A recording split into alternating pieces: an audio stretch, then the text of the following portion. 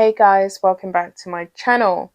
So as I said in my previous videos, I don't know which one's going up first, but I'm going to upload them in sequential order. Harry and Meghan essentially have used such a fabulous platform. I mean, they have the global centre stage to make their case, clear up any misunderstandings that we ever had, reveal any details that could possibly help them justify the way they have looked, and to kind of stave off the public scrutiny and the journalistic scrutiny that they have suffered thus far.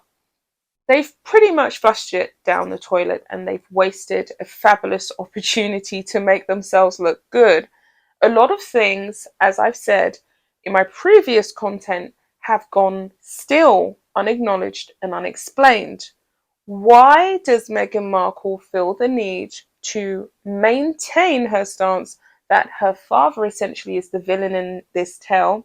She hasn't gone on to really explain why she hasn't made any real effort to reach out to her dad, who invested so much money into her upbringing and into her fabulous education, which has brought her this far. She still doesn't really bring forward a rational justification as to why Thomas Markle is being frozen out, and she doesn't really apologize or acknowledge any wrongdoing in the way in which she handled the South African interview. She basically said that she was caught off guard, she had no idea what the questions were going to be, and she just basically shot from the hip, and she felt as though it was something that sparked a movement that she herself didn't even realize was about to happen.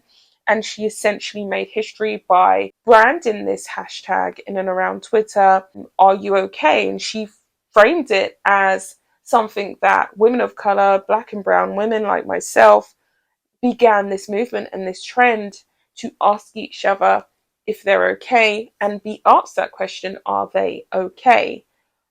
I was kind of really lost at that point when she said that, because I was thinking, how did her saying, "Are you okay?" or lack thereof the question, while she was serving as a senior member of the royal firm, and she really didn't do that much work. This woman talks like she was in the royal firm for like a whole decade or something, like Princess Diana. And then the nauseating comparisons to Diana, and it's just, you just think to yourself, Diana was in the firm for like 16 whole years, you know. She got married at what, 19, and she just about broke free at 36. The woman done her time. So they have these nauseating continual comparisons to Diana's legacy. And how can you compare 2 years worth of work to nearly 2 decades of service? It's just quite scary to think that they essentially feel as though they are bigger than what they actually are, and they're more important than what they actually are. So Harry goes on to claim that Meghan Markle was constantly asking him for reassurance about the royal firm not removing the security. And of course, we all knew that they was going to have their security stripped, because they were simply refusing to do the job, and they were sleeping on the job and slacking on the job. They made it more about themselves than they did the public British taxpayer and those who they was aiming to serve. So Harry really did think he was going to walk out of the royal firm like some gangster, with titles, security, probably a bit of access to the taxpayers' funds. He was going to have the same level of royal engagements as William and Kate, and get to maintain his Sussex Royale brand. He literally thought that he was going to be able to do everything that he wanted to do without any reprimanding or any loss on his part. So he said that the removal of their security was a major blow for the couple. They couldn't believe that it happened, and they felt as though it was absolutely disgusting. Tyler Perry makes a major feature in this, whereby he essentially compares Meghan to Diana, which I thought was ridiculous. They also go on to blame the Mail on Sunday's resistance of the court filing, which they knew was a breach of royal protocol. They knew that they shouldn't have been challenging the press when they did over this letter that should have never been sent. And I do not believe for a second, and we know that the royal firm cannot confirm or deny this, that the Queen encouraged, along with Charles, Meghan to send this bogus letter to her dad. I believe that she was encouraged to sort it out. I believe she was encouraged to get on a plane and have a conversation with her dad. I do not believe that they thought that sending a letter to her father was a good idea. Where in the history of the royal firm do you even see this happening? I think that we have to look at history in order to get answers and understand what we have in front of us. These are all lies, which you can clearly see and I can clearly see. Meghan and Harry essentially claim and blame the press for their miscarriage, which I guess they're well within their rights to do, but a lot of people have basically pulled them up on this and said, well, you guys made a choice to take on this stressful lawsuit. You could have just simply moved along and ignored it. They then go on to justify the reason as to why they've given Lilibet this name. Harry says that she very much looks and reminds him of his mother and his grandmother, the Queen. They also claim that they was completely oblivious to the fact that essentially they announced their pregnancy of Lily on the 14th of February, which coincided when Princess Diana announced her pregnancy in 1984 of him, I believe.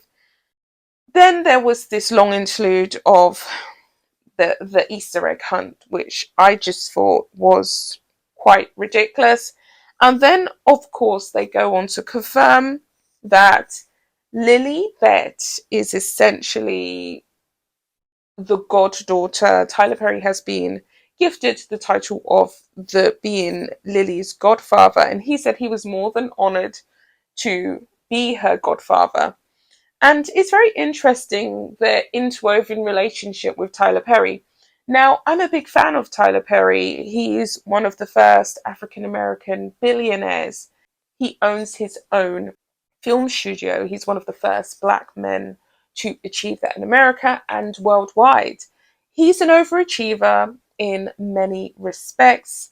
I have nothing but love and respect for the guy. I've watched quite a few of his movies. If you've not seen A Fall from Grace, definitely check it out. It's a fantastic movie and it's quite funny as well. But it really is a good film.